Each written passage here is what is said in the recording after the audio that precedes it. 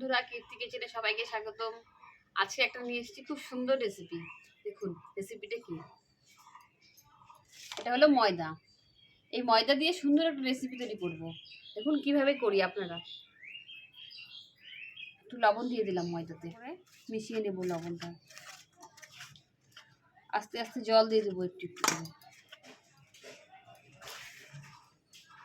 বন্ধুরা দেখুন আমার ময়দাটা মাখানো হয়ে গেছে। আর ময়দাটাকে না এরকম সুন্দর একটু ঢেলে ঢেলে রাখতে হবে।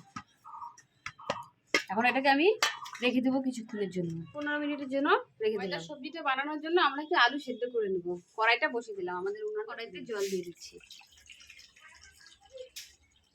করে নেবো এইভাবে। হ্যাঁ, সেদ্ধ করতে বসিয়ে দেবো। আলুটা ভালো করে ধুয়ে হয়ে গেছে।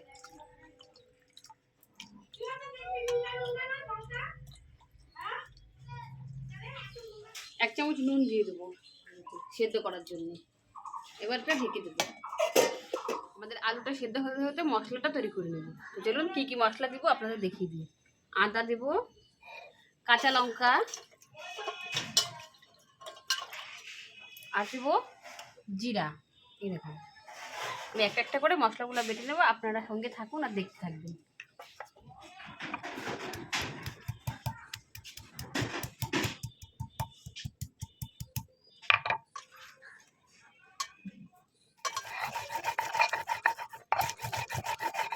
মশলাটা আমাদের সুন্দর করে বাটা হয়ে গেছে। কাঁচা লঙ্কা আর আদা বাটা তুলে নিচ্ছি। আর এখন বাটবো একটু জিরা।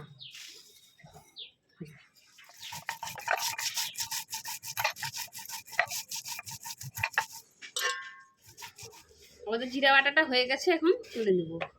আমরা এখন ময়দাটা ধুয়ে নেব। চলুন আপনাদের দেখাচ্ছি কিভাবে ময়দাটা ধুবো। আর ভিডিওটা স্কিপ না করে পুরোটা দেখবেন, না দেখলে কিন্তু বুঝতে পারবেন না ময়দাটা আমরা কিভাবে ধুবো। আপনারা দেখতে থাকেন।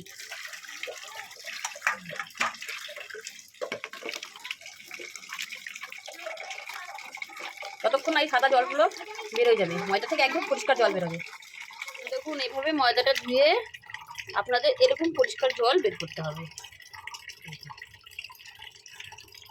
তারপর ময়দাটাকে এরকমভাবে চিপে চিপে জলটাকে চিপে নিতে হবে। জলটা সুন্দর এভাবে চিপে নিতে হবে। কতখানি ময়দা নিয়েছিলেন? এক পোয়া একটু বেশি। এখন কতটা বেরোলো? এখন এইটুকু ছানা হয়ে গেছে। ছানার মধ্যে আলুটা সিদ্ধ হয়ে গেছে নাকি দেখিয়ে দেবো একটু।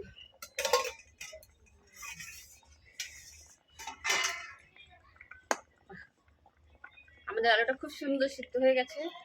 এখন আলুটা ঢেলে নেব।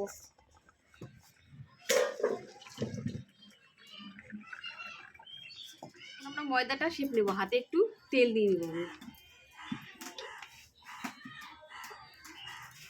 এই যে দেখুন ময়দাটা ঠিক এইভাবে। আপনারা কিন্তু এইভাবেই করবেন, আর একটার সাথে একটা লাগাবেন না, নাহলে না এখন লেগে যাবে। ভেজা আছে তো ময়দাটা।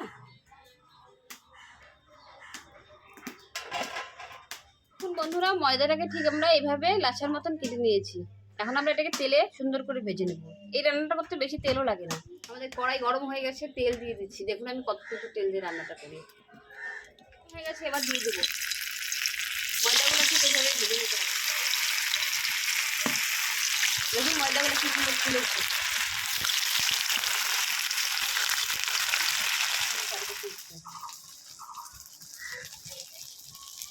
আমাদের সুন্দর করে ভাজাটা হয়ে গেছে। দেখুন তুলে নেব। পরেরটাও দিয়ে দেবো।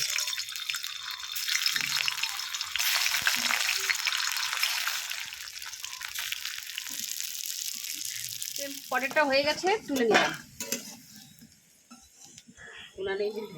এখানে আমরা সম্বারটা কি কি দিচ্ছি। শুকনো লঙ্কা, তেজপাতা, জিরাটা দিয়ে দিলাম। এবার একটু নেড়ে দেবো। এবার দিয়ে দেব টমেটো কুচিটা।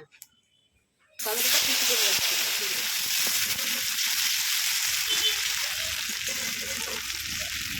ভাজা ভাজা হয়ে গেছে।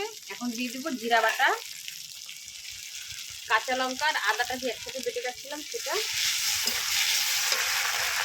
সামান্য পরিমাণে একটু জল দিয়ে দেবো।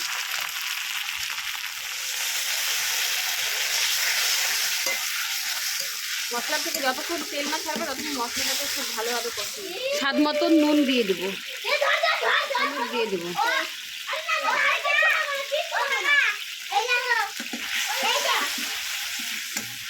মশলাটা খুব সুন্দর কষানো হয়ে গেছে দেখুন। এখন আমি একটু চিনি দিয়ে দেবো, একটু নেড়ে ছেড়ে নেবো। এবার দিয়ে দেবো সেদ্ধ করা আলুটা। সেদ্ধ করা আলুটাকে আমি একটু টুকরো করে কেটে নিয়েছি।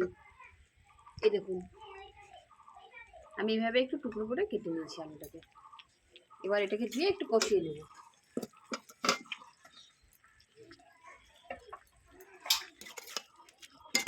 মানে জালটা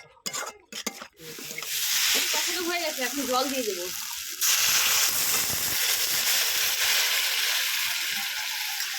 আপনারা যে যেমন ঝোল খাবেন তেমন পরিমাণে দেবেন। আমাদের ঝোলটা খুব সুন্দর ফুটে গেছে দেখেন আপনারা। এবার আমি ভেজে রাখা ময়দাগুলো দিয়ে দেবো।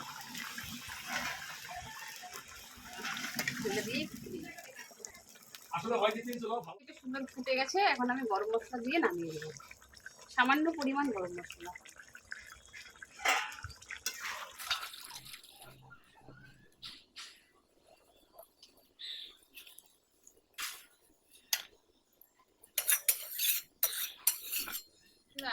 আমাদের এই রেসিপিটা ময়দার পনির আপনাদের কেমন লাগলো অবশ্যই কমেন্ট করে জানাবেন। আর পুরো ভিডিওটা আপনারা সবাই অবশ্যই দেখবেন। ভিডিওটি ভালো লেগে থাকলে আমাদের চ্যানেলটিকে লাইক শেয়ার সাবস্ক্রাইব করে দেবেন। রেসিপি নিয়ে ততক্ষণের জন্য টাটা।